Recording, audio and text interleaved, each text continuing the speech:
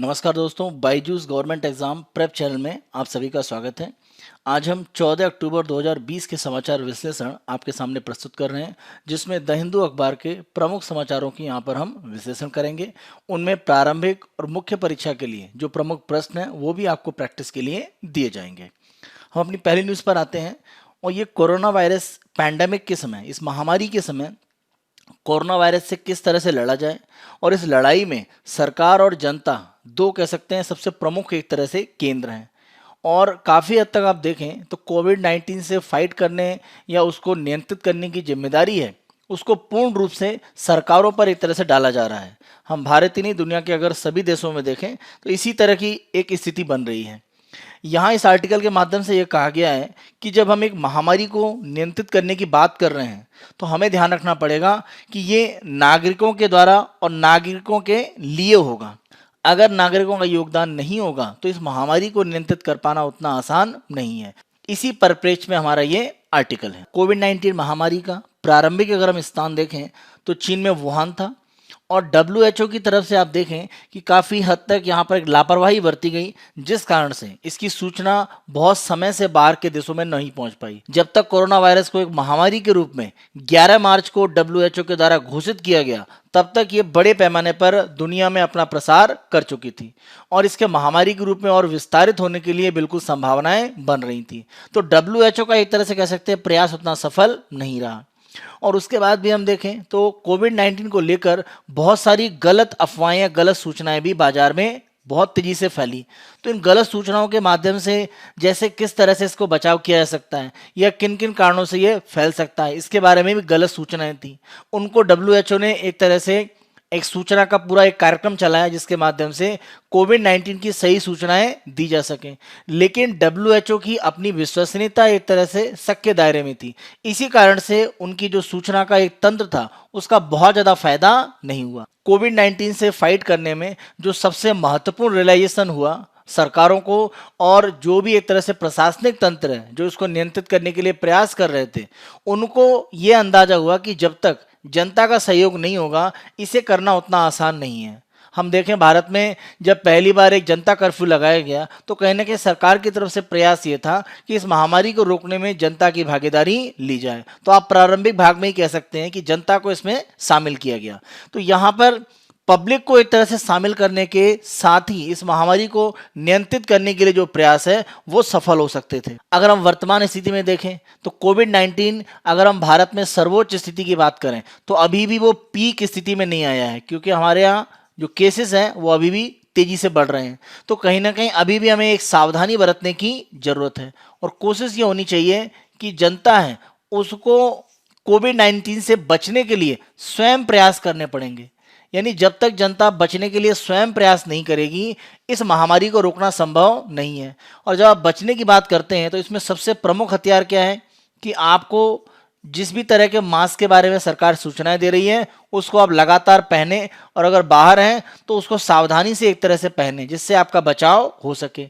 इसके अलावा जब हम बात करते हैं हैंड वॉश करना, यानी हाथ धोने का जो एक परंपरा है उसको भारत में और ज़्यादा विस्तारित करना। तो हाथ धोने के लिए या अगर हम बात करें सैनिटाइजर का उपयोग करके सैनिटाइज करना, ये 3 ऐसे उपाय हैं जिनके माध्यम से इस बीमारी को रोकने के लिए जो प्रयास जनता है वो कर सकती है। और अगर इन तीनों का सफलतापूर्वक उपयोग किया जाए तो इस महामारी को रोका भी जा सकता है। जनता की भागीदारी आवश्यक है। सरकार मास्क पहनने के लिए या मास्क की उपलब्धता, सैनिटाइजर की उपलब्धता आसानी से ये सुनिश्चित कर सकती है। हर व्यक्ति तक पहुंचकर उसको लागू कराने की जिम्मेदारी सरकार निभा पाए ये उतना आसान नहीं है।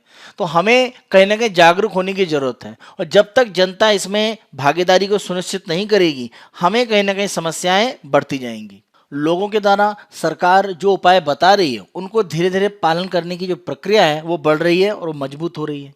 जैसे अगर हम देखें तो मास्क पहनने के पार्ट पर अगर हम मास्क को लेकर जो सीरियसनेस है अगर वो बनाए रखेंगे तो इसका लाभ हमें अन्य प्रकार से भी हो सकता है। आप ध्यान रखें कि भारत में टीबी एक बड़ी बीमारी के रूप में है। तो वर्तमान में अगर हम कोविड-19 से बचने के लिए मास्क की बात कर रहे हैं तो टीबी के जो हमारी बीमारी का पार्ट है उसको रोकने में भी ये मदद करेगा। क्योंकि ध्यान रखें, टीबी के जो पेशेंट हैं उनके द्वारा जब भी अपने कफ को बाहर एक तरह से कहीं पर भी थूका जाता है, उससे भी टीबी के जो बैक्टीरिया हैं उनका प्रसार होता है। तो ये जो एक सामान्य हाइजीन की बात है उसको अभी एक तरह से कोविड-19 में लागू किया जा रहा है। तो ये आगे चलकर टीबी से हमारी जो लड़ाई है उसमें भी हमें मदद करेगी। तो वर्तमान स्थिति में जो मास्क पहनने की एक परंपरा शुरू की जा रही है कोविड-19 से बचाव के लिए, कई बीमारियों के प्रसार में इसको रोका जा सकता है। इसी के साथ साथ अगर हम देखें, जब हम छींकते हैं तो छींकते समय अपनी एक तरह से जो बाजू है उसका उपयोग कर रहे हैं और खुले में छींकना या खांसने की जो परंपरा है उसको हम कहीं ना कहीं नियंत्रित कर रहे हैं। तो ये भी टीबी या अन्य प्रकार की जो बीमारियां हैं जो संक्रामक हैं उनके फैलने को कहीं ना कहीं रोकेंगी। और हैंड वॉश करने की जो परंपरा है, तो हैंड वॉश करना जरूर कोविड-19 से हमें अभी बचाव करेगा, लेकिन भविष्य के लिए भी अगर हम इसको लागू करके रखते हैं तो ये कई बीमारियों से भारत में लोगों की रक्षा कर सकता है। अगर हम सामान्य तौर पर देखें तो माना जाता है चाहे डायरिया हो या डिसेंट्री का पार्ट है, जॉइंटिस है, टाइफाइड है या हम कॉलरा की इवन बात करें, तो ये सब बीमारियां सामान्य रूप से अगर हम साफ सफाई रखें, अपना हाथ साफ करके रखें, जिससे कि भोजन के माध्यम से कोई भी संक्रामक तत्व हमारे शरीर में ना जाए, तो इन बीमारियों को भविष्य में रोकने में मदद मिलेगी।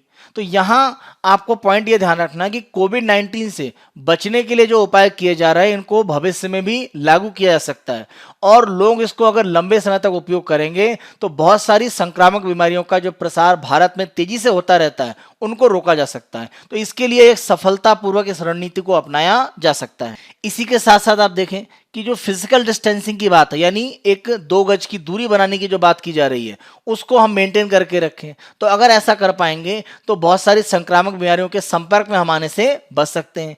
इसी के साथ साथ देखें कि लोगों में धैर्य की स्थिति यानी जो पेशेंस है वो बढ़ता जा रहा है, क्योंकि लोग लाइन में लगकर या एक डिस्टेंस के साथ में एक दूरी मेंटेन करके सारे काम कर रहे हैं अगर वो बाहर जाते हैं, तो ये स्थिति आगे भी रहनी चाहिए। तो ये एक सोशल बिहेवियर, एक सामाजिक व्यवहार में एक परिवर्तन आएगा।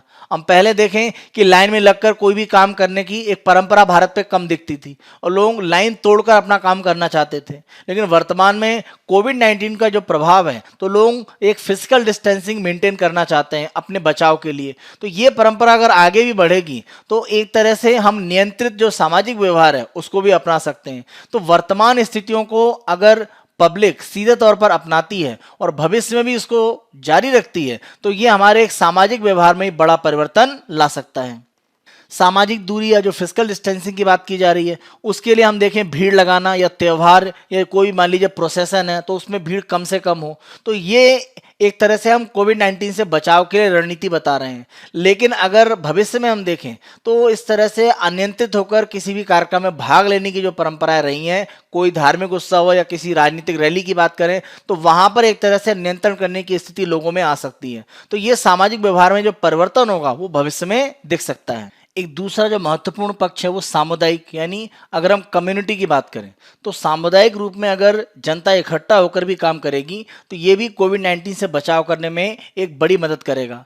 यानी कोई छोटी लोकेलिटी है, मान लीजिए कोई कॉलोनी है, वहाँ पर जितने भी रहने वाले लोग हैं तो किसी के पास अगर कोविड-19 का कोई परिवार में पेशेंट है तो वो किस तरह से एहतियात बरतेगा वो ध्यान रखना, या अगर किसी के पास ऐसे सिम्टम दिखाई पड़ रहे हैं कि वो कोविड-19 से प्रभावित हो सकता है तो इसकी सूचना एक तरह से सरकारी तंत्र को देना, जिससे कि उसका टेस्ट करके कंफर्म किया जा सके वो पीड़ित है या नहीं है, जिससे कोरोना वायरस का प्रसार है उसको रोका जा सके। तो सामुदायिक एक तरह से जो जागरूकता है वो भी एक तरह से फैली है और भविष्य में भी अन्य प्रकार की संक्रामक बीमारियों को रोकने में भी ये सामुदायिक जो जागरूकता वर्तमान में है इसका उपयोग किया जा सकता है। अगर हम सामुदायिक एक तरह से पक्ष की बात करें तो इसके उदाहरण जैसे अगर हम केरल की बात करें तो वहाँ 45,000 वॉलंटियर्स केरल सरकार के साथ में रजिस्टर्ड हैं और उनके द्वारा एक तरह से हेल्प डेस्क या एक सूचना प्रदान करने के लिए अलग अलग छोटे छोटे कियोस्क चलाए जा रहे हैं। इसके साथ साथ उनके द्वारा एयरपोर्ट की बात करें या रेलवे की बात करें या बस टर्मिनल है, वहाँ पर जो भी लोग पहुँच रहे हैं उनकी स्क्रीनिंग में मदद की जा रही है।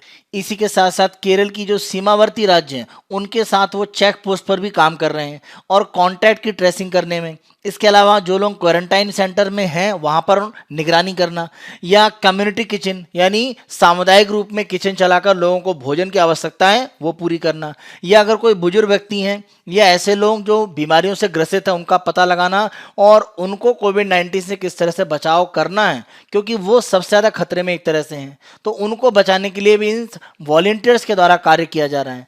तो केरल में ही नहीं, अगर हम देखें उड़ीसा में भी गांव उन्नयन समितियां हैं वो काम कर रही हैं, या आंध्र प्रदेश में अगर हम देखें तो हेल्थ लिंक वर्कर्स काम कर रहे हैं वार्ड स्तर पर।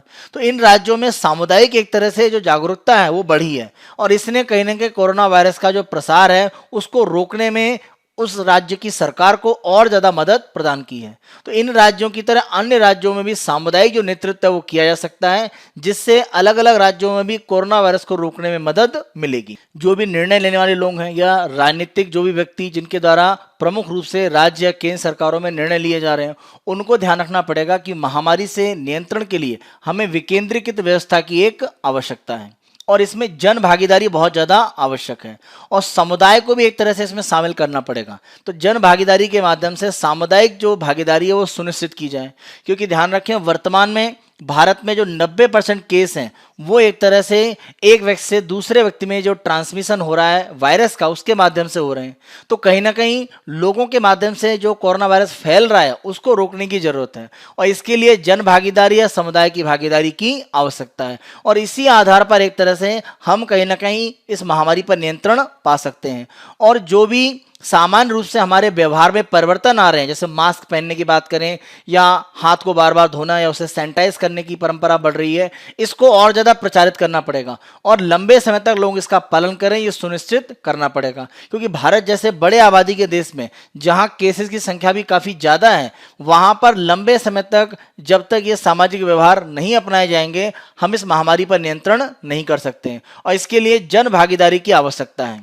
तो लोगों के द्वारा लोगों के लिए कार्य किया जाएगा, तभी इस महामारी पर हम नियंत्रण कर सकते हैं। केवल सरकारों पर जिम्मेदारी डालकर इस महामारी के हम प्रचार को ही बढ़ाएंगे, इसको हम रोक नहीं सकते हैं, क्योंकि अब बाहर के देशों से कोई वायरस का इन्फेक्शन हमारे यहाँ नहीं आ रहा है, हमारे यहाँ जो लोग पीड़ित हैं उन्हीं के माध्यम से विस्तारित हो रहा है। तो उसे रोकने के लिए हमें अपने लोगों की भागीदारी को सुनिश्चित करना पड़ेगा। ये प्रमुख रूप से थीम है इस पूरे आर्टिकल का। इसी डिस्कशन के आधार पर एक मेंस का क्वेश्चन लिखने की आप प्रैक्टिस कीजिएगा। कोविड-19 महामारी से निपटने की रणनीति आम लोगों के सहयोग से ही सफल हो सकती है। आपको पहले यह बताना है कि कोरोना वायरस का जो प्रसार है वो भारत में तेजी से हुआ है, तो कारण उसके प्रमुख रूप से उत्तरदायी क्या है। जैसे लोगों के द्वारा सामान्य रूप से जो सरकार ने शुरुआत में एहतियात बरतने की बात करी या सावधानी बरतने की बात की, उसका पालन नहीं किया गया। इस कारण से सामुदायिक रूप में या जनसंख्या के बड़े भाग में इसका प्रसार होता चला गया। तो आप कारण बताएं कि किस लिए लोगों की भागीदारी की आवश्यकता है। एक कारण ये भी दे सकते हैं कि 90% से ज्यादा अब जो नए केस आ रहे हैं वो एक व्यक्ति से दूसरे व्यक्ति को जो वायरस का प्रसार हो रहा है भारत में उसके कारण हो रहा है, यानी बाहर के देश से आ रहा है ऐसा नहीं है। तो हमें जन भागीदारी की आवश्यकता है। तो इस आधार पर एक तरह से आप बता सकते हैं कि जन भागीदारी के माध्यम से इस महामारी को नियंत्रित कर सकते हैं। जो भी प्रमुख उपाय हैं उनका लाभ वर्तमान में क्या है और भविष्य के लिए भी क्या है। तो आप लोगों का जब सहयोग ले रहे हैं तो आपको यह बताना होगा कि यह दूरगामी परिणाम देगा।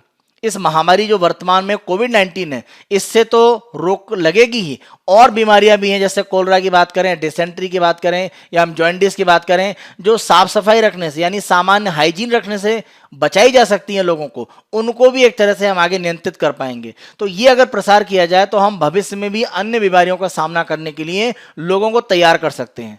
और लास्ट में आप कंक्लूड कर सकते हैं कि जब बीमारी लोगों में एक संक्रमण के रूप में फैल रही है तो लोगों की भागीदारी भी आवश्यक है। इसमें जब ऊपर के आप एग्जाम्पल देंगे तो केरल, इसके साथ साथ उड़ीसा, आंध्र प्रदेश में जो सामुदायिक भागीदारी है उसे बता सकते हैं। साथ साथ अन्य राज्यों में उसकी आवश्यकता है और बढ़ाने की जरूरत है, वो भी आपको एक तरह से अपने आंसर में लिखना है। तो इस तरह से आंसर को लिखने की आप प्रैक्टिस कीजिएगा। नेक्स्ट न्यूज पर आते हैं, स्लिम स्टिमुलस। देखिए इस न्यूज की अगर हम बात करें तो ये भारत सरकार के द्वारा अर्थव्यवस्था में जो मंदी की स्थिति दिख रही है या अर्थव्यवस्था कमजोर होती दिख रही है उसको फिर से पटरी में लाने के लिए जो एक निवेश के माध्यम से या जिसे हम बोलते हैं एक आर्थिक जो धक्का है वो देने की कोशिश की जा रही है। तो ये जो स्टिमुलस या आर्थिक मदद दी जा रही है इसके बारे में कहा जा रहा है कि ये मदद बहुत काफी नहीं है। सरकार को कोशिश ये करनी पड़ेगी कि जो भी आर्थिक मदद है उसको तत्काल रूप में बड़े पैमाने पर आगे बढ़ाया जाए, क्योंकि सरकार वर्तमान में कोशिश क्या कर रही है कि वो स्वयं उतना खर्च करने पर ध्यान नहीं दे रही है और उसके द्वारा खर्च को आगे चलकर करने की बात की जा रही है। क्योंकि सरकार को लग रहा है कि अगर सरकार के द्वारा व्यय अधिक किया जाता है तो होगा ये कि सरकार का जो घाटा है वो तेजी से बढ़ेगा। तो सरकार का घाटा अगर बढ़ेगा तो भारत सरकार की जो रेटिंग है उस पर एक तरह से असर पड़ेगा और हमारे यहाँ जो निवेश है वो आने की जो रफ्तार है उस पर आगे कमी आ सकती है। लेकिन हमें ध्यान रखना पड़ेगा, अगर भारत सरकार की तरफ से अभी व्यय नहीं किया गया तो स्थितियां और खराब हो जाएंगी। यानी इसके बाद अगर आगे सरकार व्यय करती भी है तो उससे बहुत ज्यादा अर्थव्यवस्था को लाभ नहीं होगा। तो ऐसी स्थिति में अर्थव्यवस्था की रेटिंग अपने आप ही गिरेगी। तो हम अगर अभी प्रयास करते हैं और सरकार अभी अर्थव्यवस्था में व्यय करती है तो इससे एक तरह से लाभ ये होगा कि हम आने वाले समय की जो खराब स्थिति है उसको रोक सकते हैं। तो हम भविष्य के लिए एक तरह से तैयारी के रूप में वर्तमान में सरकार के जो निवेश हैं उनको हमें आगे बढ़ाना चाहिए। और इसी कड़ी में आप देखें तो भारत सरकार के द्वारा घोषणा की गई है कि जो भी ट्रैवल यानी कोई भी कर्मचारी है, सरकारी या निजी क्षेत्र के कर्मचारियों की बात करें, कर्मचारियों के द्वारा जो भी यात्रा भत्ता होता है उसमें भारत सरकार के द्वारा एक छूट दी गई है। वर्तमान में आप देखें कोविड-19 कारण कहीं पर यात्रा कर पाना उतना आसान नहीं है क्योंकि ये सुरक्षित नहीं माना जा रहा है। तो अगर यात्रा आप नहीं करेंगे तो आपको यात्रा जो भत्ता है, जो ट्रैवल कंसेशन आपको दिया जाता है वो कैसे मिलेगा? तो वो मिलने के लिए आपको इस यात्रा भत्ते का पार्ट है उपयोग करना पड़ेगा। तो भारत सरकार ने ये कहा है कि आपको यात्रा करने की जरूरत नहीं है, लेकिन कुछ ऐसे क्षेत्र बताए जा रहे हैं जहां पर आपको व्यय करना है। अगर आप वहां पर व्यय करेंगे तो वो यात्रा भत्ता का जो पैसा दिया जा रहा है उसके व्यय को मान लिया जाएगा। तो इस आधार पर सरकार मान ये रही है कि देश की अर्थव्यवस्था में लगभग 73,000 करोड़ रुपए पहुंचेगा। आप इस तरह से समझिए कि मान लीजिए आपको किसी आप सरकारी नौकरी में हैं और आपको 10,000 रुपए का एक सालाना एक ट्रैवल अलाउंस दिया जाता है, यात्रा भत्ता दिया जाता है घूमने के लिए। अब क्योंकि अभी आप यात्रा कर नहीं पा रहे हैं तो ये भत्ता आपको नहीं दिया जा रहा है, लेकिन सरकार कह रही है कि आप ये भत्ता ले सकते हैं, उपयोग कर सकते हैं। शर्त यह है कि कुछ क्षेत्र हम बता रहे हैं वहां पर आप खर्च कीजिए, जैसे कुछ वस्तुएं खरीदिए या कुछ सेवाएं आप ले लीजिए। तो वहां पर आप खर्च करेंगे तो हम मान लेंगे कि आपने यात्रा भत्ते का पैसा खर्च किया है। तो यात्रा भत्ते को यात्रा के अलावा अन्य जगह पर खर्च करने के लिए सरकार कह रही है। तो जब आप उस पैसे को अर्थव्यवस्था में खर्च करेंगे, कोई सामान खरीदेंगे तो वो पैसा अर्थव्यवस्था में जाएगा। तो इसी का सरकार अनुमान लगा रही है कि यात्रा भत्ते के पैसे को लगभग जो 73,000 करोड़ रुपए के रूप में है वो देश की अर्थव्यवस्था में पहुंच सकता है। यहां पर अनुमान यह भी कह रहा है कि अगर निजी क्षेत्र की कंपनियों को भी इसमें शामिल किया जाए, उनके लोगों को भी यात्रा भत्ते को खर्च करने के लिए कंपनियां अगर कर्मचारियों को बोलती हैं तो ऐसी स्थिति में इसमें लगभग 27,000 करोड़ बढ़ जाएगा। यानी देश की अर्थव्यवस्था में कितना पहुंचेगा? 1 लाख करोड़ रुपए। तो ये एक तरह का एक स्टिमुलस या अर्थव्यवस्था में एक धक्के की बात की जा रही है कि लगभग 73,000 करोड़ रुपए से लेकर 1 लाख करोड़ रुपए अर्थव्यवस्था में आ सकता है। और ये आएगा कैसे? यात्रा भत्ते के पैसे को लोगों के द्वारा खर्च किया जाए। तो इसी यात्रा भत्ते के लिए जो सरकार ने छूट दी है उसको हम जरा डिस्कस करते हैं। भारत सरकार ने कर्मचारियों को छुट्टी यात्रा रियायत या भत्ता यानी लीव ट्रैवल कंसेशन या लीव ट्रैवल अलाउंस देने के लिए जो छूट है वो एक तरह से कर में देने की बात की है। यानी अगर आप एलटीसी या एलटीए का पैसा उपयोग करेंगे तो आपको कर में छूट दी जाएगी। यात्रा आप कर नहीं सकते हैं क्योंकि ये वर्तमान में अभी घोषित नहीं है, लेकिन सरकार ने यह कहा है कि यात्रा के अलावा अन्य जगह कुछ अगर आप खर्च करते हैं तो ये लाभ आपको दिया जाएगा। अब सरकार ने यह कहा है कि 2018 से 2021 के जो वर्तमान ब्लॉक चल रहा है एलटीसी और एलटीए की छूट के लिए, उसका लाभ उठाने के लिए कोई भी कर्मचारी भारत में कहीं भी यात्रा करने की स्थिति में नहीं है। तो जब यात्रा नहीं कर सकता तो सरकार ने कुछ विकल्प दे दिए हैं कि आप वहां पर इस भत्ते के पैसे को खर्च करिए, हम मान लेंगे कि यात्रा भत्ते का पैसा आपने व्यय किया है। अब इसके लिए सरकार ने कुछ शर्तें रखी हैं, उन्हीं शर्तों को हम देखते हैं। तो कर्मचारियों को यात्रा किराया राशि के कर मुक्त नकदीकरण का लाभ उठाने के लिए जिन शर्तों को पूरा करना है वो निम्न अनुसार है। यानी अगर आप जो भी यात्रा किराया प्राप्त करने वाले हैं अलाउंस के रूप में या रियायत के रूप में, उसका लाभ कैसे उठाएंगे ये शर्तें हैं। पहला कि 31 मार्च 2021 से पहले भुगतान किए गए कर मुक्त राशि से 3 गुना अधिक मूल्य की वस्तुएं और सेवाओं को खरीदें। यानी जैसे मान लीजिए आपको 10,000 रुपए का भत्ता मिलना है तो उसका 3 गुना यानी 30,000 रुपए अगर आप खर्च करेंगे तो मान लिया जाएगा कि 10,000 का जो भत्ता है वो आपने खर्च किया और आपको छूट दे दी जाएगी। तो जितनी आपकी कर मुक्त राशि है उसका 3 गुना आपको वस्तु और सेवाओं पर खर्च करना है। सरकार ने ये भी एक शर्त रखी है कि जब आप वस्तुओं को खरीदेंगे तो जीएसटी 12% या उससे अधिक लगी जो वस्तुएं वही हो सकती हैं, यानी 5% जीएसटी वाली वस्तुएं इसमें शामिल नहीं होंगी। आपको ऐसी वस्तुएं खरीदनी पड़ेंगी जिनमें जीएसटी 12% या 18 या 28 यानी 12% या उससे ज्यादा हो। इससे कम वाली अगर जीएसटी वस्तुएं आप खरीदेंगे तो आपको कर में छूट का लाभ नहीं मिलेगा। और साथ साथ क्या है कि जो आप खरीद करेंगे वो डिजिटल माध्यम में होनी चाहिए। आप करेंसी देकर नहीं, आप डिजिटल पेमेंट करेंगे, वो चाहे वॉलेट के माध्यम से या यूपीआई के माध्यम से या कोई भी पेमेंट है, आप डिजिटल रूप में पेमेंट करेंगे। जीएसटी आप जब वस्तु खरीदेंगे या सेवा ले रहे हैं तो जीएसटी का जो भी वाउचर या बिल आपका होता है वो चालान आपको प्रस्तुत करना पड़ेगा सरकार के पास, अगर आप उसमें कर में छूट लेना चाहते हैं। सरकार ने यह भी कहा है कि वर्तमान में अगर निजी कंपनियां चाहें तो जिनको वो यात्रा भत्ता इस तरह से देती हैं तो निजी कंपनियां भी अपने कर्मचारियों के लिए इस योजना को खोल सकती हैं। योजना सरकारी क्षेत्र की यानी पीएसयू यानी public sector unit, public sector bank की बात करें और राज्य सरकार के कर्मचारियों के लिए भी खुली हुई है। तो अभी योजना केंद्र सरकार ने अपने कर्मचारियों के लिए कहा है, लेकिन इसमें सरकारी क्षेत्र के बैंक, सरकारी क्षेत्र की अन्य संस्थाएं, राज्य सरकार के कर्मचारी वो भी एक तरह से भाग ले सकते हैं। तो ये एक तरह से छूट यहां पर दी गई है कि सरकार ने जो यात्रा भत्ते का पैसा है उसका उपयोग वस्तु सेवाओं के अन्य रूप में खर्च करने के रूप में लोगों को कहा है। तो माना जा रहा है कि अर्थव्यवस्था में यह पैसा पहुंचेगा और अर्थव्यवस्था को इससे काफी मदद मिलेगी।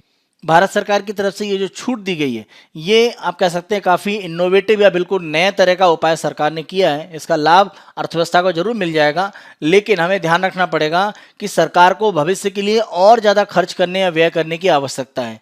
सरकार को ऐसे लोग जिनकी जॉब चल रही है, जो अभी अपनी सैलरी प्राप्त कर रहे हैं, उनके लाभ के अलावा ऐसे लोगों के बारे में विचार करना पड़ेगा जो इस समय रोजगार में नहीं है, यानी जिन्होंने अपना रोजगार खो दिया है। ऐसे लोगों को मदद देने के लिए सरकार की तरफ से प्रयास और बढ़ने चाहिए। तो अर्थव्यवस्था में व्यय अगर सरकार बढ़ाएगी तो इसका लाभ धीरे धीरे अर्थव्यवस्था में अवश्य होगा, लेकिन वर्तमान में अगर सरकार अपने घाटे को बचाने के लिए या अपनी राजकोषीय जो व्यवस्था है उसको मजबूत रखने के लिए कि घाटा कम से कम रहे और खर्च को वो कम करेगी, तो ये स्थिति आगे जाकर खतरनाक हो सकती है और अनियंत्रित हो सकती है। तो उससे बचने के लिए सरकार को अभी व्यय बढ़ाने की आवश्यकता है। तो इस तरह के जो एक पैकेज लाए गए हैं जहां पर यात्री भत्ते के जो पार्ट है उसका लाभ दिया जा रहा है कर्मचारियों को, ये इस तरह का एक इनोवेशन अच्छा है, लेकिन आमतौर पर और जो आवश्यकताएं अर्थव्यवस्था में है वहां देने की जरूरत है, वहां निवेश करने की आवश्यकता है। लोगों के रोजगार जहां पर छूटे हैं, जो उद्योग बंद हो रहे हैं, उनको फिर से शुरू करने के लिए सरकार को कुछ ना कुछ पैकेज लाना चाहिए। आत्मनिर्भर भारत में सरकार ने बड़े पैमाने पर योजनाएं बनाई हैं, लेकिन उनको सही रूप से लागू करने के लिए अर्थव्यवस्था में जो भी उद्योग चलाने वाले हैं, चाहे सूक्ष्म, लघु, मध्यम या बड़े उद्योग, उनको आर्थिक संसाधन देने पड़ेंगे। बैंकों को और ज्यादा एक तरह से आसान शर्तों पर ऋण उपलब्ध कराना पड़ेगा। ये सारी जो सरकार की नीतियां हैं उनको लगातार रूप में लागू करने की जरूरत है, अगर हम इस महामारी से सफलतापूर्वक बचना चाहते हैं और अर्थव्यवस्था को मजबूत भी रखना चाहते हैं। तो ये जो यहाँ पर एक पैकेज दिया गया है, जो ट्रैवल कंसेशन वाला या ट्रैवल के जो भत्ते सरकार देती है उसका लाभ कर्मचारी कैसे उठाएंगे, इसी तरह के और इनोवेशन भी किए जा सकते हैं। लेकिन अर्थव्यवस्था में व्यय करने की जरूरत है, वो चाहे स्वास्थ्य का हो, चाहे शिक्षा की बात करें या हम बात करें आवास की। ऐसे क्षेत्र जो लोगों के लिए बहुत आवश्यक हैं वहां पर सरकार के निवेश लगातार होने चाहिए, तभी अर्थव्यवस्था में जो स्थिति खराब हो रही है उसको नियंत्रित करने में सरकार सफल हो पाएगी। हम अपने नेक्स्ट न्यूज पर आते हैं और ये आरटीआई, राइट टू इंफॉर्मेशन, यानी सूचना के अधिकार, जो हमारा कानून 2005 का है उसके संबंध में एक तरह से दिया गया है। और इस आर्टिकल के माध्यम से ये कहा गया है कि जो भी सूचना का अधिकार 2005 का एक्ट है उसमें कहीं ना कहीं सरकार की तरफ से कुछ कमजोरी लाई जा रही है और ये देश में लोकतांत्रिक मूल्यों के लिए अच्छा नहीं है। सूचना के अधिकार की अगर हम बात करें तो हमारे माननीय सुप्रीम कोर्ट के द्वारा इसको आर्टिकल 19 के माध्यम से एक मूल अधिकार के रूप में संरक्षित किया गया है। तो अगर सूचना के अधिकार को कमजोर करने का प्रयास होगा तो ये कहीं ना कहीं मूल अधिकारों को कमजोर करने का एक प्रयास होगा। तो इससे एक तरह सरकार को बचना चाहिए, क्योंकि सूचना का अधिकार जब 2005 में बिल लाया गया था तो उद्देश्य यही था कि जो जवाबदेही है उसको सुनिश्चित किया जाए, क्योंकि कहीं ना कहीं सूचना के अधिकार जो बिल है उसका पहला उद्देश्य यही था कि पारदर्शिता, ट्रांसपेरेंसी है उसको एक तरह से मेंटेन किया जाए।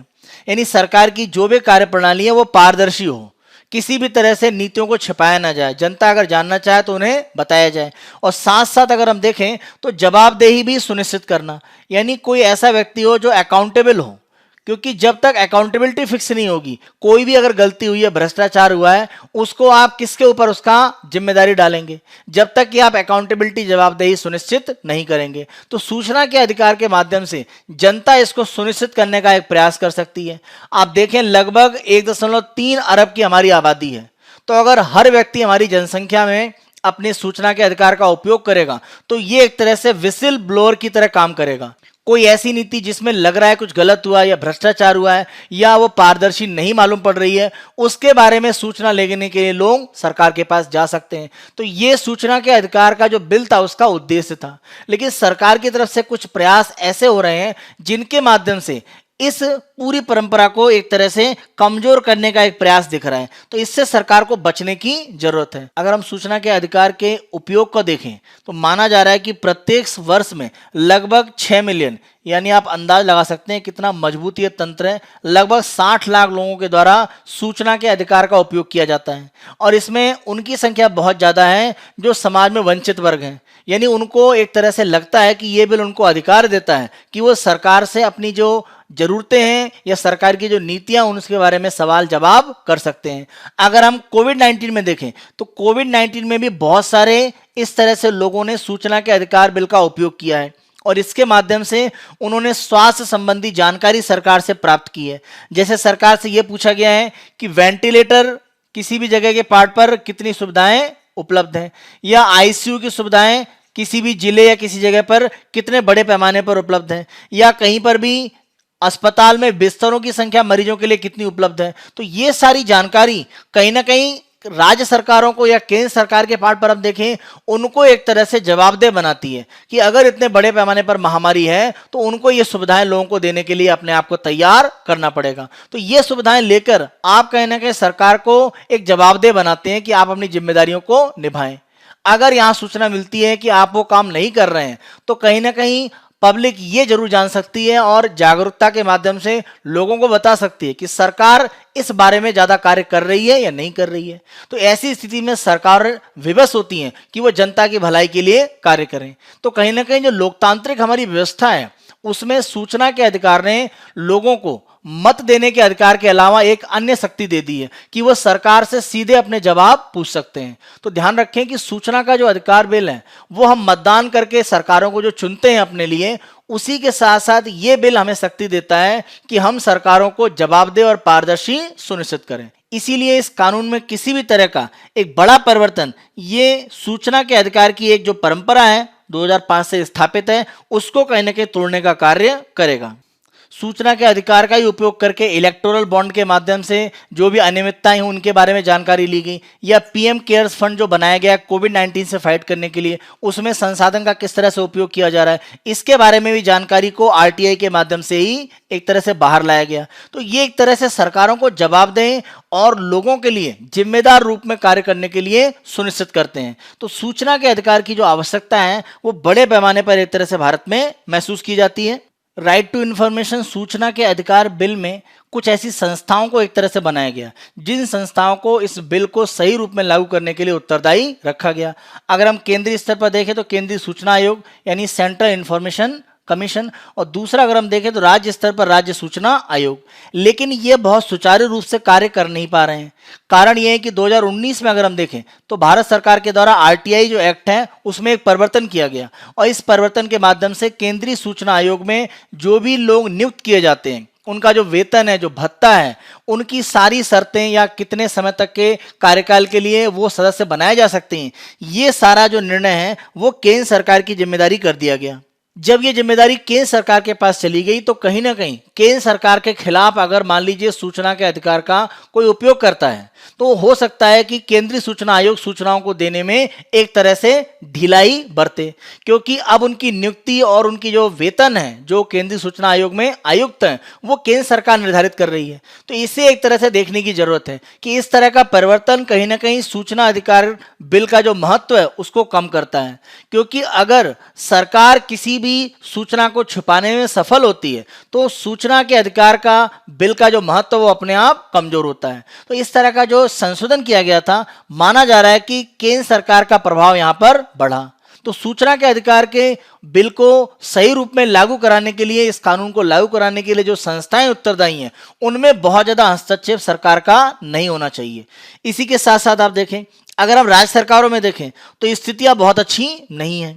केंद्र सरकार का जो केंद्रीय सूचना आयोग है या राज्य सूचना आयोग की हम बात करें, वहां पर जो आयुक्त काम करते हैं उनमें बहुत बड़ी संख्या में वैकेंसी हैं या सीटें नहीं भरी गई हैं। अगर हम 2014 से देखें तो केंद्रीय सूचना आयोग में एक भी ऐसा सूचना आयुक्त नहीं लाया गया है जिसके लिए लोगों के द्वारा कोर्ट का सहारा नहीं लिया गया। यानी वैकेंसी खाली थी, लोगों के द्वारा कोर्ट में अपील की गई, उसके निर्णय के बाद भारत सरकार के द्वारा केंद्रीय सूचना आयोग में सूचना आयुक्त की नियुक्ति की गई। तो कहीं ना कहीं वैकेंसी अगर खाली रहेगी तो पूरा जो सूचना के अधिकार का एक तरह से तंत्र है वो कमजोर पड़ जाता है। तो सरकार को इन वैकेंसीज को समय पर भरने की आवश्यकता है। अगर हम वर्तमान में भी देखें तो केंद्रीय सूचना आयोग में जो 11 सीटें हैं उनमें से वर्तमान में आप देखें कि 6 पोस्ट अभी भी खाली पड़ी हुई हैं। तो आप समझ सकते हैं कि सरकार इसको लेकर कितनी सीरियस है कि 5 वैकेंसीज यहां पर जनरेट हैं, अभी तक सूचना आयुक्तों की नियुक्ति नहीं की गई है। इसी के साथ साथ केंद्रीय सूचना आयोग के जो अध्यक्ष यानी मुख्य सूचना आयुक्त हैं, उनका पद भी लंबे समय तक केंद्रीय सूचना आयोग में खाली पड़ा रहा। तो ये भी कहीं ना कहीं सूचना आयोग के जो तंत्र है केंद्रीय स्तर पर उसको कमजोर करता है। तो इसे सरकार को एक तरह से देखने की आवश्यकता है। अगर राज्यों में देखें तो स्थिति और ज्यादा खराब है। 8 राज्य ऐसे हैं जहां पर राज्य सूचना आयोग का कोई भी अध्यक्ष नहीं है, यानी बिना अध्यक्ष के राज्य सूचना आयोग कार्य कर रहे हैं।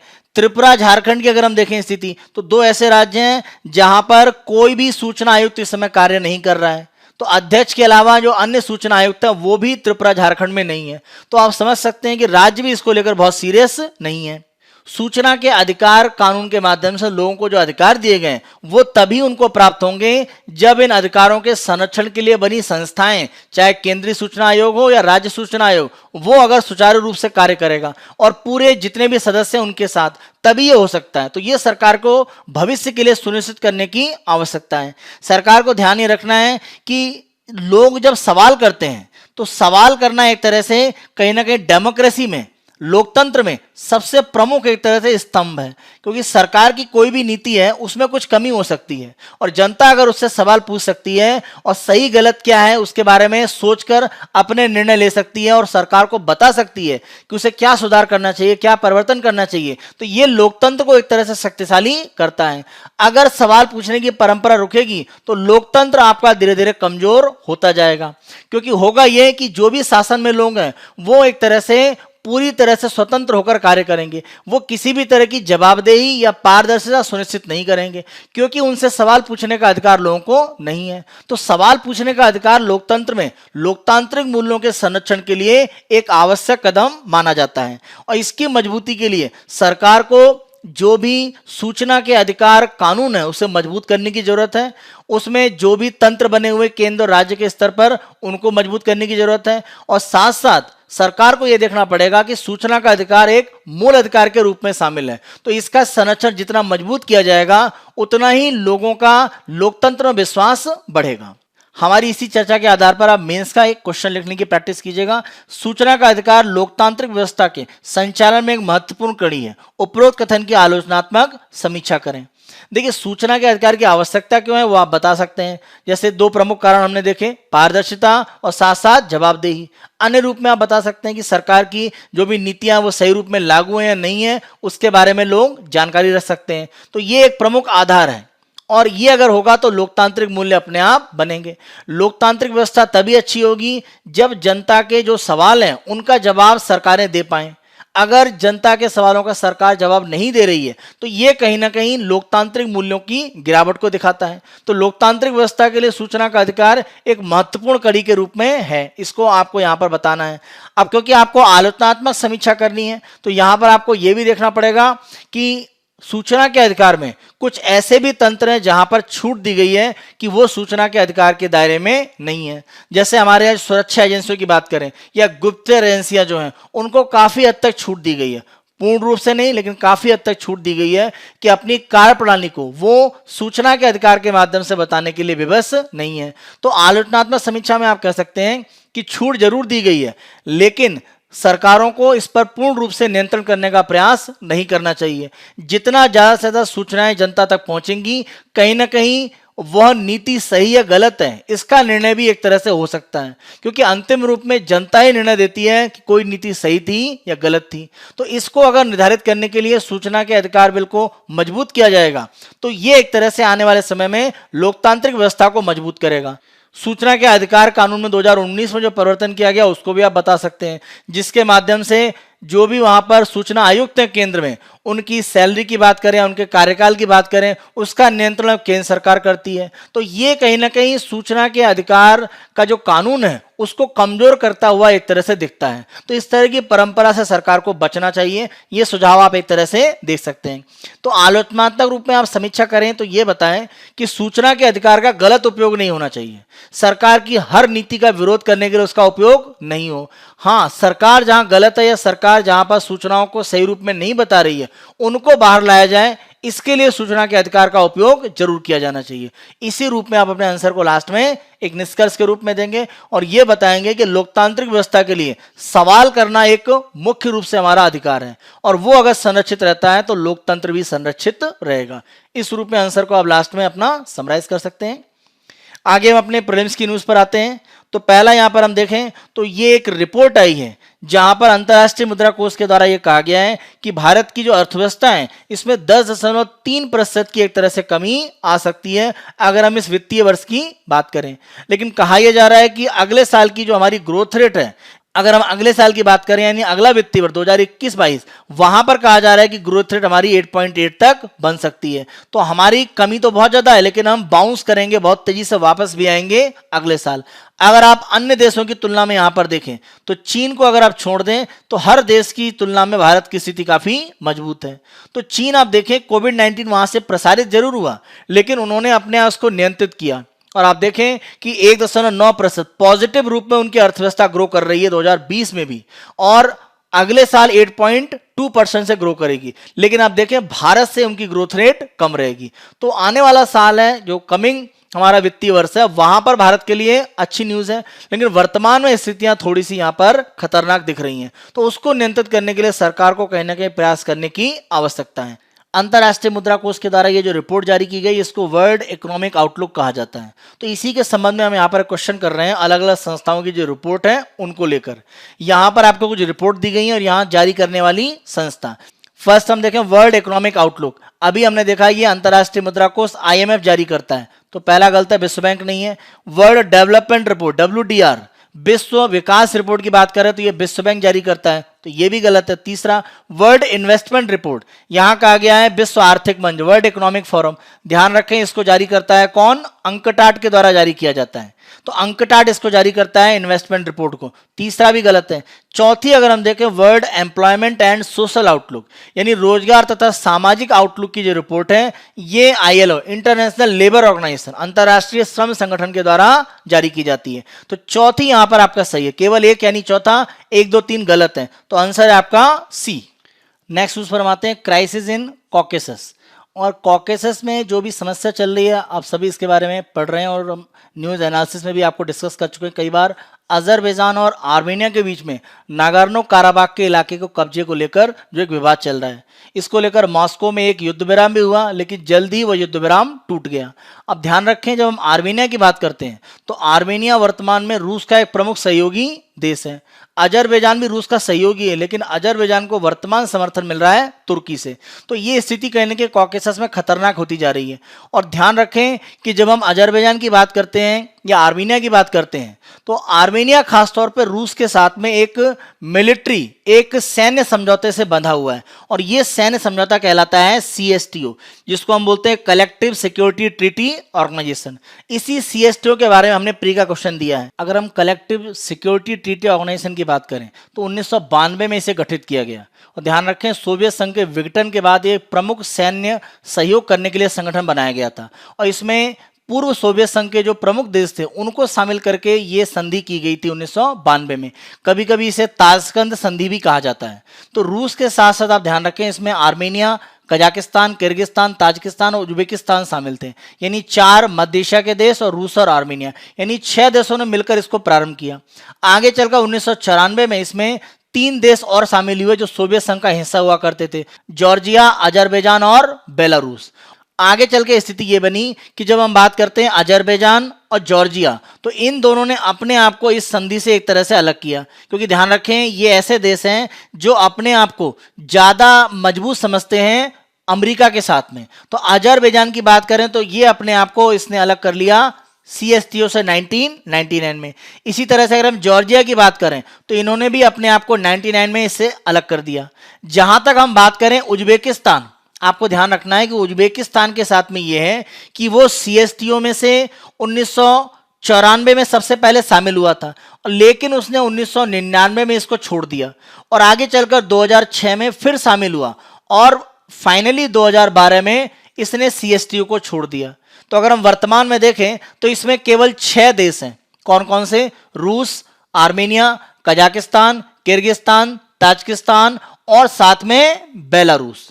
तो ये 6 देश एक तरह से जो मिलकर हैं वो CSTO को वर्तमान में बनाते हैं। यानी आर्मेनिया एक तरह से एक सैन्य समझौते में रूस के साथ जुड़ा हुआ है।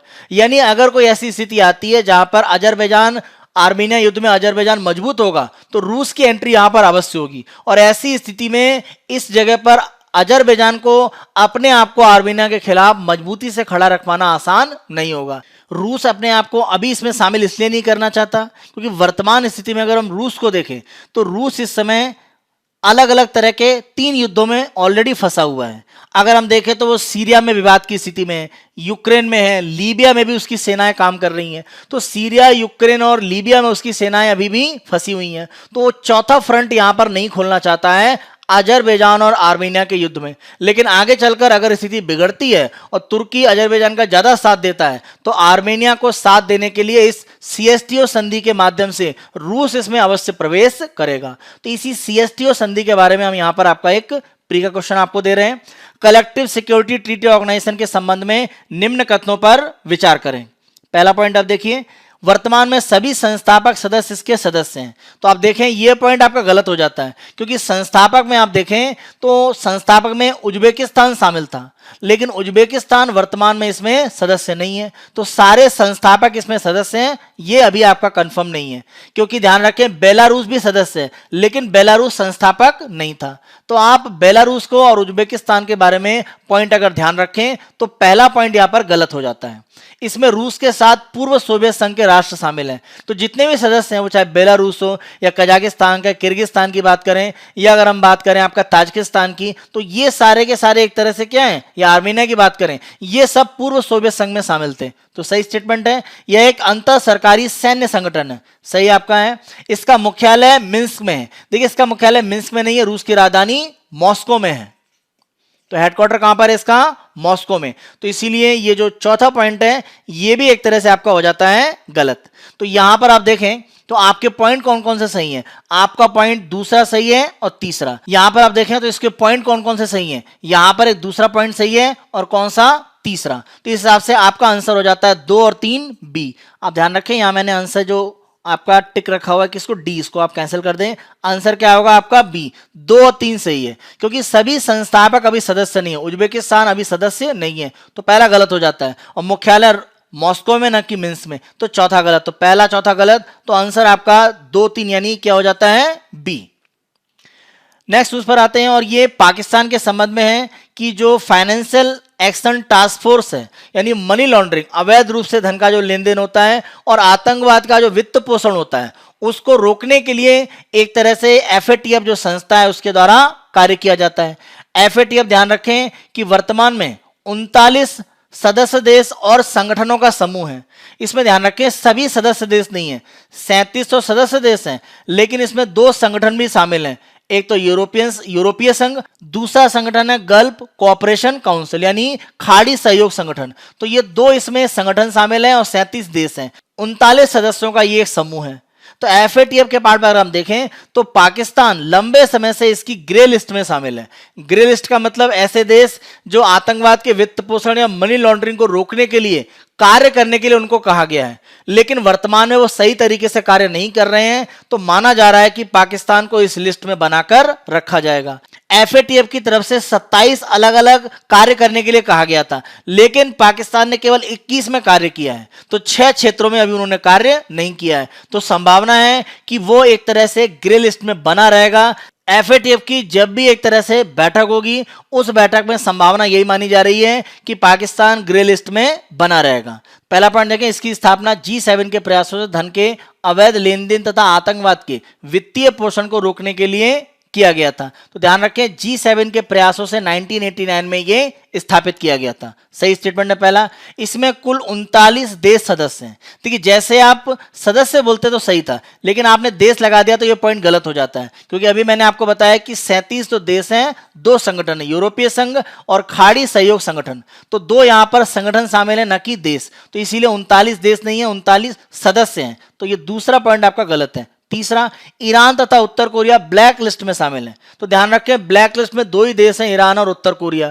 यानी आतंकवाद को वित्तीय पोषण या मनी लॉन्ड्रिंग, अवैध धन के लेन देन में ये प्रमुख रूप से उत्तरदायी माने जा रहे हैं, और ये कोई कार्य भी नहीं कर रहे हैं इसको रोकने के लिए। इसीलिए उन दोनों को एफएटीएफ ने ब्लैक लिस्ट में डाल रखा है। सही स्टेटमेंट है। इसकी सहायता के लिए 9 क्षेत्रीय संगठन है। ध्यान रखें, इसकी सहायता के लिए अलग अलग 9 क्षेत्रीय संगठन है। जैसे अगर हम देखें, पहला एपीजे यानी Asia Pacific group on money laundering. दूसरा, Caribbean financial action task force CFATF। तीसरा आप देखें यहां पर, ये फर्स्ट, ये सेकंड, ये आपका थर्ड है, committee of experts on the evaluation of anti money laundering measures यानी Moneyval. Eurasian group EAG, eastern and southern Africa anti money laundering group यानी ESAAMLG। Financial action task force of Latin America यानी GAFILAT। Inter governmental action group against money laundering in West Africa यानी GIABA। Middle East and North Africa financial action task force यानी MENAFATF। और एक last अगर आप देखें 9th part पर, तो task force on money laundering in central Africa GABAC। तो 9 एक तरह से संगठन हैं जो अलग अलग क्षेत्रों में एफएटीएफ के जैसा ही कार्य करते हैं। तो ये एक तरह से एक क्षेत्रीय संगठन के रूप में एफएटीएफ की सहायता करते हैं। तो 9 क्षेत्रीय संगठन है। तो ये जो 9 क्षेत्रीय संगठन है, ये एफएटीएफ के कार्यों में सहायता देते हैं। तो यहाँ चौथा स्टेटमेंट सही है। पांचवा, भारत एफएटीएफ में 2010 से शामिल है। भारत ने 2010 में इसमें उसको सदस्यता प्राप्त हुई थी। छठवां पॉइंट देखें, भारत EAG तथा APG दोनों का सदस्य है। यानी अगर हम देखें तो एशिया पैसिफिक ग्रुप जो APG है, और उसी के साथ साथ अगर हम यूरेशियन ग्रुप EAG की बात करें तो दोनों में भारत शामिल है। तो सही स्टेटमेंट है। तो यहाँ पर अगर हम देखें तो हमारा जो स्टेटमेंट गलत है वो कौन सा? सेकंड। तो यानी first, third, fourth, fifth, sixth, ये जो हमारे 5 स्टेटमेंट सही है। तो हमारा आंसर क्या हो जाता है? C। नेक्स्ट न्यूज पर आते हैं, और ये FCRA के संबंध में है, यानी फॉरेन कंट्रीब्यूशन रेगुलेशन एक्ट। यानी विदेशों से किन्हीं भी संगठनों को जो पैसा मिलता है उसको नियंत्रित निगमित करने के लिए भारत में एक तंत्र है, एक कानून है। तो FCRA का ये जो कानून आपका 2020 में इसमें एक संशोधन किया गया है, और ये कहा गया है कि कोई भी NGO या अन्य संगठन जो विदेशों से किसी भी तरह की आर्थिक सहायता प्राप्त कर रहे हैं, उनके लिए आवश्यक है कि दिल्ली में SBI की जो मेन ब्रांच है, जिसको कहा जाता है SBI मेन ब्रांच, उस ब्रांच में इसे न्यू दिल्ली मेन ब्रांच का नाम किया जाता है। तो न्यू दिल्ली जो मेन ब्रांच है, वहां पर उस संगठन को अपना एक खाता खोलना पड़ेगा, और उसी खाते में विदेशी सहायता का पैसा उनको मिलेगा। तो ये एक तरह से सभी संगठन जो NGO या अन्य संगठन जो विदेशों से मदद लेते हैं, उनके लिए एक तरह से सरकार ने संशोधन कर दिया है। तो इस खाते के अंदर ही पैसा आएगा, किसी अन्य बैंक या किसी अन्य ब्रांच में वो खाता नहीं खोलकर रखेंगे जहां पर वो विदेशों से संसाधन प्राप्त कर सकें। तो ये संशोधन किया गया है। जो भी NGO भारत में काम कर रहे हैं या संगठन काम कर रहे हैं और विदेशों से किसी भी तरह की सहायता प्राप्त करते हैं, इसी के साथ साथ संशोधन में यह कहा गया कि NGO को इस ब्रांच में अपना जो खाता है वो अंतिम रूप में 31 मार्च 2021 के पहले पहले खोलना होगा। तो ये 1 अप्रैल 2021 से पूर्ण रूप से प्रभावी हो जाएगा, जो संशोधन सरकार के द्वारा लाया गया है। तो विदेशों से गैर कानूनी रूप से हमारे यहाँ किसी भी तरह की आप कह सकते हैं कि अस्थिरता पैदा करने के लिए या किसी भी तरह के संकट पैदा करने के लिए, देश की सुरक्षा के लिए जो बाहरी योगदान हो रहा है उसको रोकने के लिए सरकार का ये एक तरह का कदम है। तो इसी एफसीआरए का जो योगदान करने के लिए सरकार ने संशोधन किया है, इसको हमने प्री के क्वेश्चन के रूप में डेवलप किया है। विदेशी योगदान विनिमय अधिनियम 2020 में संशोधन के कारण सभी गैर सरकारी संगठनों और संगठनों के लिए एसबीआई की नई दिल्ली शाखा में नामित बैंक खाते में विदेशी धन प्राप्त करना अनिवार्य है। इसे 1 अप्रैल 2021 से लागू कर दिया जाएगा, यानी इसके बाद इस ब्रांच में जो खाता होगा उसके अलावा अन्य किसी खाते में विदेशी अनुदान प्राप्त नहीं किया जा सकेगा। तो इस आधार पर आप देखें तो दोनों स्टेटमेंट सही हैं, आंसर है आपका सी। नेक्स्ट न्यूज पर आते हैं और ये ग्रीस और तुर्की के बीच में भूमध्य सागर में जो विवाद चल रहा है, खास तौर पर अगर हम देखें पूर्वी भूमध्य सागर का इलाका, जहां पर तुर्की समुद्री क्षेत्र में खनन करके कुछ संसाधन प्राप्त करना चाहता है और ग्रीस उसका विरोध कर रहा है। तो यहां पर आप देखें, यहां पर एक द्वीप का नाम आया है, उस द्वीप को लेकर एक तरह से विवाद हो गया है, किसमें, ग्रीस और तुर्की को लेकर, और ये द्वीप है कैस्टर लोरिजो। तो कैस्टर लोरिजो जो द्वीप है ये विवाद में आ गया है तुर्की और ग्रीस के बीच में। तो इसी के आधार पर हमने प्री का क्वेश्चन आपके लिए बनाया है कि अलग अलग द्वीपों के लिए विभिन्न देशों में जो विवाद है उसको क्वेश्चन के रूप में कर दिया गया है। जैसे यहां पर आप देखें, सेंकाकू द्वीप की बात करें और आपको बताना है कि किस तरह का क्षेत्रीय विवाद इसके लिए, तो सेंकाकू द्वीप में दिया गया जापान चीन के बीच में। क्यूराइल या कुरिल द्वीप की बात करें तो जापान और रूस के बीच में, और कैस्टल लोरिजो द्वीप की बात करें तो तुर्की और टर्की और ग्रीस के बीच में। तो तीनों स्टेटमेंट यहां पर आपके सही हैं, तो आंसर है आपका डी। आप मैप में देख भी सकते हैं, जैसे हम सेंकाकू द्वीप की बात करें तो चाइना इसको दियाओ आइलैंड के नाम से भी जानता है और ये एक तरह से विवादित है चीन और जापान के बीच में। तो पहला ये हुआ। अगर हम बात करें किसकी, क्यूराइल, ये पूरा क्यूराइल आइलैंड का पार्ट है। अगर हम क्यूराइल द्वीप की बात करें या कुरिल द्वीप की बात करें तो ये जापान के एक तरह से उत्तरी पूर्वी भाग में है। तो इन द्वीपों को लेकर रूस और जापान के बीच में एक तरह से विवाद है। तो ध्यान रखें, इसमें सैकोटन, हैबो में भी ये आइलैंड्स आ जाते हैं। इनको सामूहिक रूप में अगर आप देखें तो क्यूराइल आइलैंड कहा जाता है। तो ये रूस और जापान के बीच में विवादित है।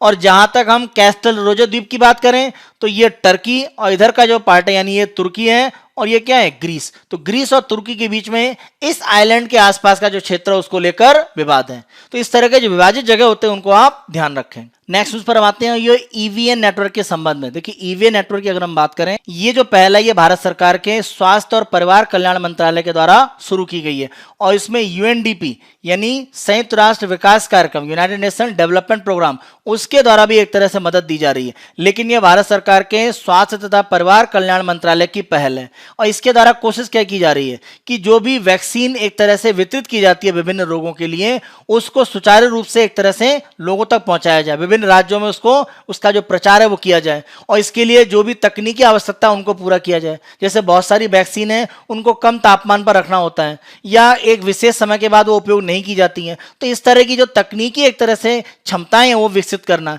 जिसके आधार पर वैक्सीनेशन की जो व्यवस्था है वो भारत में सार्वभौमिक यूनिवर्सल की जा सके। तो इसी के लिए ईवीएन नेटवर्क है, ये एक तरह से परिवार कल्याण और स्वास्थ्य मंत्रालय हमारा उसके द्वारा संचालित किया जा रहा है। इसी ईवीएन नेटवर्क के संबंध में हमने प्री का एक क्वेश्चन यहां पर आपको दिया है। Electronic vaccine intelligence network Evion के संबंध में निम्न कथनों पर विचार करें। वैक्सीन विकास को मापने के लिए डब्ल्यूएचओ द्वारा प्रारंभ प्रयास है। बिल्कुल गलत है, यह भारत सरकार के स्वास्थ्य और परिवार कल्याण मंत्रालय की पहल है जिसमें यूएनडीपी सहयोग जरूर दे रहा है लेकिन डब्ल्यूएचओ की पहल नहीं है। इसे यूएसए तथा जर्मनी द्वारा प्रारंभ किया गया। गलत स्टेटमेंट, भारत इसका संस्थापक सदस्य रहा है। तो ये जो पहल है ये भारत की तरफ से ही है, तो एक तरह से कोई ऐसा संगठन नहीं है जिसमें भारत संस्थापक था। तो ये भी एक तरह से स्टेटमेंट गलत है। तो तीनों गलत है, तो आंसर है आपका डी। हमारा जो प्री का क्वेश्चन है वो सीबीआई के संबंध में एक तरह से है। सीबीआई के संबंध में प्री का क्वेश्चन आप देखिए, सीबीआई के संबंध में कौन से कथन असत्य हैं। ध्यान रखें, असत्य, हमें गलत बताना है। यह गृह मंत्रालय के अधीन कार्य करता है। ध्यान रखें, गृह मंत्रालय के अधीन नहीं काम करता है। सीबीआई की बात करें तो ये कार्मिक विभाग जिसको हम बोलते हैं डिपार्टमेंट ऑफ पर्सनल, उसके अंतर्गत आता है। और ये विभाग किस मंत्रालय के अंतर्गत आता है?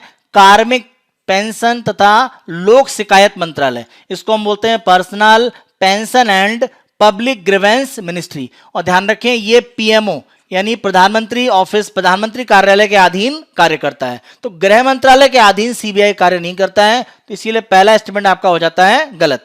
दूसरे में हम देखते हैं, आपको गलत बताना है। इससे सूचना के अधिकार अधिनियम से पूर्ण छूट प्राप्त है। देखिए पूर्ण छूट नहीं है, कुछ छूट जरूर है लेकिन पूर्ण रूप से नहीं है। कई मामलों में इसे जानकारी सार्वजनिक करनी पड़ती है अगर सूचना के अधिकार के माध्यम से कोई जानकारी प्राप्त करना चाहता है, लेकिन पूर्ण रूप से इसको कोई छूट दे दी गई ऐसा नहीं है। तो दूसरा भी यहां पर गलत है। तीसरा, सीबीआई को दिल्ली विशेष पुलिस स्थापना अधिनियम 1946 से जांच करने की शक्ति प्राप्त होती है। तो ध्यान रखें, ये जो 1946 का अधिनियम है ये सीबीआई को शक्ति देता है जांच करने की। यह अलग बात है कि इसी अधिनियम के माध्यम से केंद्र सरकार को शक्ति है कि राज्य के किसी भी केस में वो सीबीआई की जांच को वहां पर लगा सकता है।